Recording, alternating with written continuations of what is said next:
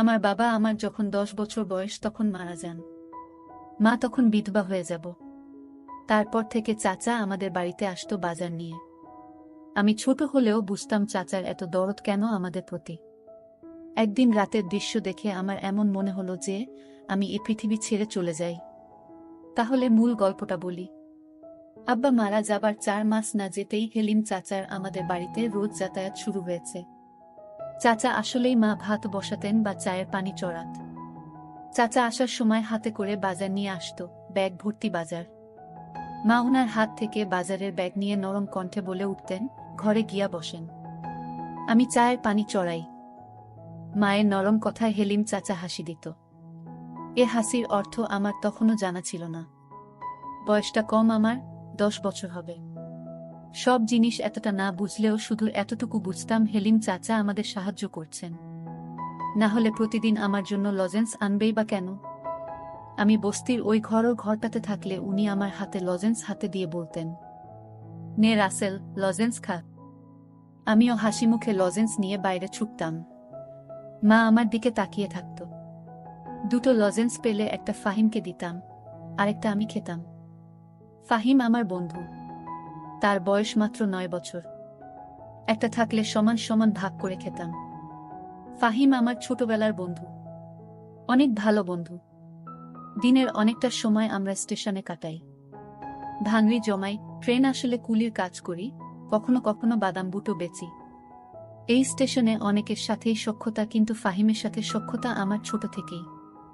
ফাহিমের বাবা মা নেই, আমাদের বস্তিতে ওর বুড়ি নানির সাথে থাকে। রাসেল বলতে শুধু ওই বুড়ি নানি সব। স্টেশনের পাশেই বস্তি। এ জীবন কেমন তা সভ্য জগতের মানুষের উপলব্ধি করা সম্ভব নয়। সভ্য সমাজ যা জানে তার ছিটে ফোটাও আমাদের সাথে মেলে কিনা সন্দেহ। হ্যাঁ, আমরা টোকাই, আমরা কুলি, আমরা ফেরিওয়ালা। আমরা সভ্য সমাজের মানুষের মতো অত শিক্ষিত নই। আমরা দুবেলা পেট পুড়ে খেতে পেলেই খুশি হই। আজকে ভাঙনি বেশি পাইনি, যা পেয়েছিলাম তা খুব কম। মহাজন টাকাও বেশি দেয়নি, 10 টাকা দিয়েছে। ফাহিমের সাদা মুখটা আজ কালো হয়ে গেছে। সেও বেশি কিছু পায়নি। বাড়িতে কি নিয়ে ফিরবে এটা ভেবে কষ্ট পাচ্ছে। কুলির কাজ করেও শান্তি পায় না। আমাদের দিয়ে কেউ কেউ কাজ করায় না, আমরা নাকি ছোট। আবার কেউ বড় বড় সুটকেস মাথায় চাপিয়ে 2 টাকা 3 টাকা দিয়ে চলে যায়। এরাই তো সভ্য সমাজের মানুষ। কষ্ট লাগে খুব, ঢের কষ্ট নে, তুই এ 10 টাকা নে। ফাহিম আমার দিকে একবার তাকায়, আরেকবার টাকার দিকে তাকায়। কি ভাবছিস? নে ধর, চাচি তোকে বকবে রে। আমি হাসি, হেসে বলি, মা আমাকে এখন আর বকে না রে। ওই হেলিম চাচা আছে না, উনি আমাদের ব্যাগ ভর্তি করে বাজার করে দেয়। আচ্ছা, উনি কেন ব্যাগ ভর্তি করে বাজার করে দেয়? আমাদের সাহায্য করে তাই। তাহলে আমাদের সাহায্য করে না কেন? আমরাও তো 2 বেলা খাইতে পারি না। আমি আবার হাসি, হাসতে হাসতে গড়াগড়ি খাই। তারপর বলি, আচ্ছা হেলিম চাচাকে বলবো তোরেও যেন সাহায্য করে। কেমন? এবার টাকাটা ধর, চল বাড়ি যাই। ফাহিম টাকাটা হাতে নেয়। তারপর দুজনে ট্রেন লাইন ধরে বস্তির দিকে হাঁটা দেই। বস্তিতে ফিরেই দেখলাম ঘরের দরজা দেয়া। ঘরটা তো ছোট, আর একটাই ঘর। মা আর আমি মেঝেতে বিছানা করে ঘুমাই। আমাদের খাট নেই তাই মা আমাকে কাছে নিয়ে এখনো ঘুমায়। আব্বা থাকতেও আমাদের কষ্ট হতো, কিন্তু এতটা না। আব্বা আর মা দুপাশে ঘুমাতো, আর আমি মাঝখানে। কি শান্তির ঘুম! এখনো আমি বিছানায় শান্তিতে ঘুমাই। তবে আমি বুঝতে পারি মা অনেক রাত পর্যন্ত ঘুমায় না। চোখের জল ফেলে। মায়ের চোখের জল মাঝে মাঝে আমার মাথা স্পর্শ করে। আমি ঘুমের ভান করে থাকি। আব্বাকে হারানোর পর মা কেমন যেন হয়ে গেছে। তবে ইদানিং মাকে একটু ফুরফুরে মনে হয়। যবে থেকে হেলিম চাচা আমাদের বাড়িতে যাতায়াত করে তবে থেকে। আব্বা মারা যাওয়ার পর মা তেমন সাজগোছও করত না, এখন একটু সাজগোছও করে। ভালোই লাগে আমার। সবকিছু এত ভালো চলতেছে। হেলিম চাচার মতো মানুষ যদি আরো অনেক থাকতো তাহলে বস্তিবাসীদের এত কষ্ট থাকতো না। ঘরের সামনে গিয়ে বুঝলাম মা ভেতরে আছে। আরো কেউ থাকতে পারে। কেন জানি আজ ডাকলাম না। চুপি চুপি উকি দিলাম। যা দেখলাম তা নিজেকে বিশ্বাস করতে পারছিলাম না।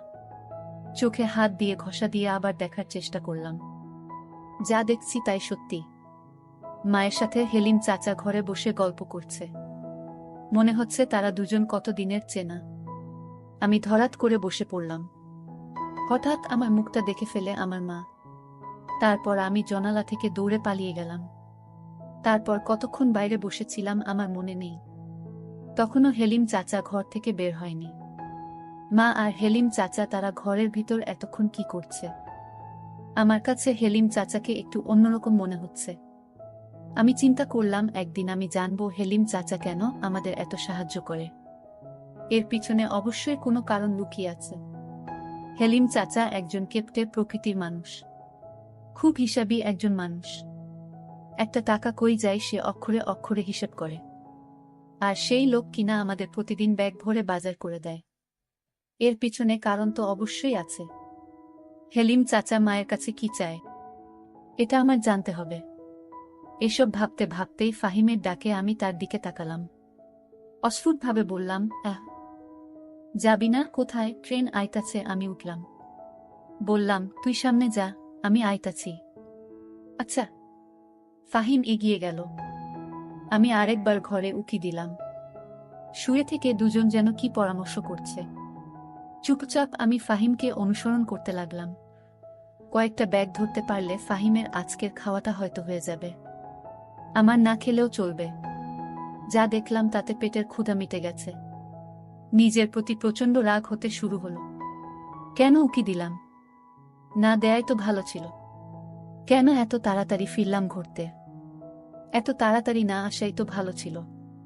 মনে মনে কপাল চাপড়াতে থাকলাম। সুখের পৃথিবীতে মেঘের ঘনঘটা। রাতে ঘুরতে ফিরে দেখলাম গোস্তের সুগন্ধ ছড়াচ্ছে। আজকের ঘটনার পর আমি বুঝতে পারলাম এ সুগন্ধ নয়, দুর্গন্ধ ছড়াচ্ছে। আমার ভীষণ বমি পাচ্ছিল। নিজেকে ঠিক রেখে ঘুরতে ঢুকলাম। হেলিম চাচা চলে গেছে। হেলিম চাচা যেখানে বসেছিল সেই জায়গাটা দেখে আমার খুব খারাপ লাগছে। মা পেছন থেকে ডাকে, রাসেল, কি রে বাপ? কি হয়েছে তোর? আমি কোনো কথা না বলে চুপ থাকি। মা আবার আমাকে জিজ্ঞেস করে, কথা কস না কেন রাসেল? কি হয়েছে? আমি এবার বললাম, গোস্ত পাইলা কই মা? মা হাসে উত্তর দেয়, তোর হেলিম চাচা দিয়ে গেছে। হেলিম চাচা শুধু আমাগরে কেন দেয়? বস্তিতে আরও মেলা মানুষ আছে তো তাগরে দেয় না, খালি আমাগো দেয় কেন মা? আমার এর প্রশ্ন শুনে মা হতভম্ব হয়ে যায়। হয়তো মনে মনে ভাবে এ কোনো রাসেলকে দেখছি। কও মা, চুপ থাকিস না। মা বলে, তোর এত কথার উত্তর দিবার পামু না। যা গায়ে পানি দিয়া আয়। আমি দাঁড়িয়ে থাকি, নড়াচড়া করি না। আব্বা মারা যাবার পর আমরা হয়তো খারাপ অবস্থায় ছিলাম, কিন্তু না খেয়েছিলাম না। মানুষের অবহেলা পেলেও আরেকবার ঠিকই পেটের অর্ধেকটা পূরণ হতো। কি হলো, যা দাঁড়াই আছিস যে? মায়ের কথায় আমি কলের দিকে হাঁটা দিলাম। খেতে বসলাম। মুখটা ভার হয়ে আছে। সামনে গরুর গোস্ত, ডাল আর ভর্তা। আমি শুধু ডাল আর ভর্তা নিলাম। মা অবাক হয়ে জিজ্ঞেস করল, গোস্ত নিলি না বাপ? আমি স্বাভাবিকভাবে বললাম, না মা। কেন? তোর না গরুর গোস্ত মেলা পছন্দের। সেই জন্য তোর হেলিম চাচাকে গোস্ত আনতে কইছিলাম। নে খা, আমি দিতেছি। মা গোস্ত দেওয়ার জন্য চামচে গোস্ত তুলে আমার পাতের দিকে ধরল। আমি প্লেটটা সরালাম। কি হইল বাপ? নে না মা, খামু না। আইজ ভাল লাগতাছে না। কি হয়েছে তোর? আইজ এমন করতাছস কেন? জ্বর আসছে নাকি? দেখি। মা আমার দিকে হাত বাড়ায়, আমি হাত সরিয়ে দেই।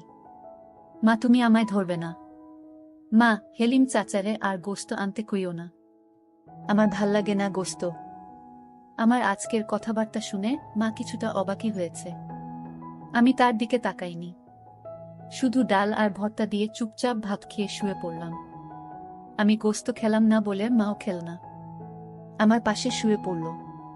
আজকে আমাকে আর মায়ের ঘরে থাকতে দিল না। কইলেও না করে দিতাম। সারা রাত আমার চোখে ঘুম নেই। শুধু হেলিম চাচা আর মায়ের জন্য বাজার আরও কত কি নিয়ে আসে। আমি এর মানে বুঝতে পারলাম না। আমার বয়স 10 হলে কি হবে? আমি তো কিছু হলেও বুঝি। এমন না যে আমি কিছুই বুঝি না। আমি এসব ভাবতে ভাবতে ঘুমিয়ে গেলাম। সকাল সকাল ঘুম থেকে উঠে স্টেশনের দিকে হাঁটা দিলাম। এখনো স্টেশনের মানুষ সেভাবে জাগেনি। ট্রেন আসতেও দেরি হবে হয়তো। আমি অস্পষ্ট আলোতে ট্রেন লাইনে বসে পড়লাম। পেটটা ক্ষুধায় চোচো করছে। রাতে ঘুম হয়নি, জেগেছিলাম বেশিরভাগ সময়। শরীরটা ক্লান্তও লাগছে। মনের মধ্যে রাগ যেন ফুসলে উঠছে। নিজেকে নিয়ন্ত্রণ করতে কষ্ট হচ্ছে। আস্তে আস্তে রোদ উঠছে। দু একজন করে লোকের আনাগোনা চলছে। রোদের ঝিলিক গায়ে লাগতেই অসম্ভব ভালো লাগা কাজ করছে। গতকাল ওই ঘটনার পর এই প্রথম ভালো লাগছে। হঠাৎ কার যেন স্পর্শ অনুভব করলাম। পেছনে ফিরে তাকালাম। মা! কি রে বাপ, সকাল সকাল এখানে কি করস? এ কথা বলে মা আমার পাশে বসে পড়ল। আমি নিজেকে নিয়ন্ত্রণ করার চেষ্টা করছি, যাতে মা কিছু বুঝতে না পারে।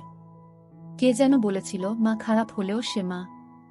মায়েদের কাছে তাদের সন্তানরা রাজপুত্র। আমি জানি মা আমাকে কতটা কষ্ট করে মানুষ করছেন। হঠাৎ বাবার মৃত্যুটা আমাদের ভীষণভাবে কষ্ট দিয়েছে। মাকে আমি ভালোবাসি, খুব ভালোবাসি। আমি মায়ের দিকে তাকালাম। সকাল সকাল ঘুম ভাঙল, তাই এইখানে বইসা আছি। তুই এইখানে কি করিস মা? মা হেসে বলল, তোকে বিছানায় পাইলাম না। ভাবলাম কই গেল পোলাটা। কই আর জামু মা? আমার তো যাওনের জায়গা নাই। মা আমাকে জড়িয়ে ধরে হুহু করে কেঁদে উঠল। বলল, এমন কথা কইস বাবা? তুই যে আমার বাপ। আমার বাপ মরার পর তুই আমার সব, আমার দুনিয়া। মা তুই বাড়ি তো যা। ট্রেন আইতাছে, দেখি কেউ কাম দেয় কি না। মা আমাকে ছেড়ে দিয়ে বলল, তাড়াতাড়ি বাড়ি আয় বাপ। চাল ভেজে চা করি। আচ্ছা মা। মা চলে গেল। আমার মনটাও নরম হয়ে গেল। মা তো মাই হয়, মায়ের কাছে দুনিয়ার সব কিছু মিথ্যা। মা এমনই একজন যার মুখের দিকে তাকালে সব কষ্ট যন্ত্রণা ভোলা যায়। ট্রেন আসলো। আমি দৌড়ে গেলাম। যাত্রী আছে কিছু।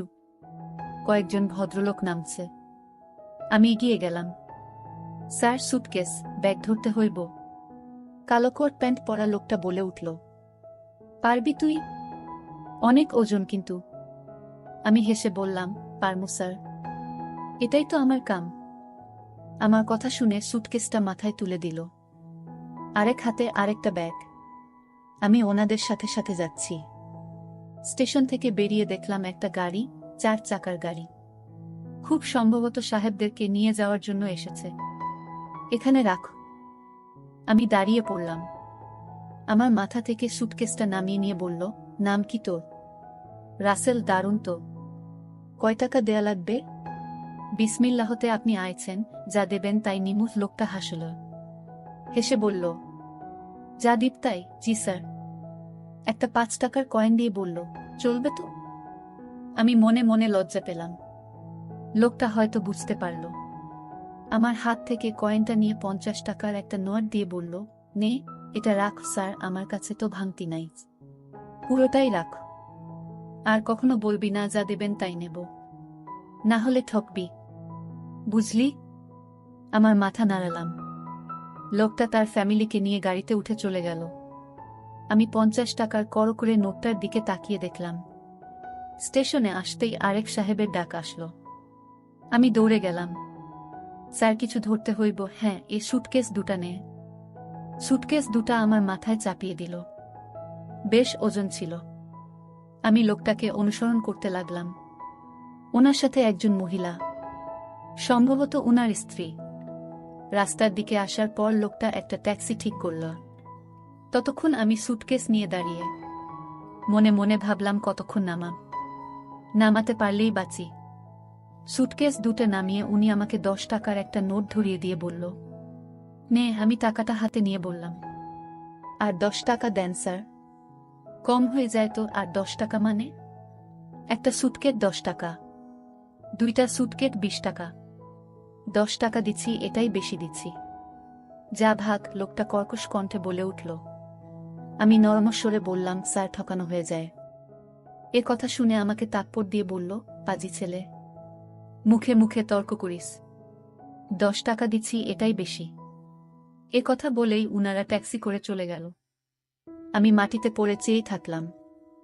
গা ঝাড়তে ঝাড়তে ভাবলাম, দুজনের মাঝে কত ব্যবধান। একজন কত বিনয়ী, আরেকজন কত বাজে লোক, অথচ দুজনই কোটটাই পরা। আল্লাহর এ দুনিয়ার কত খেলা যে চলে তার শেষ নেই।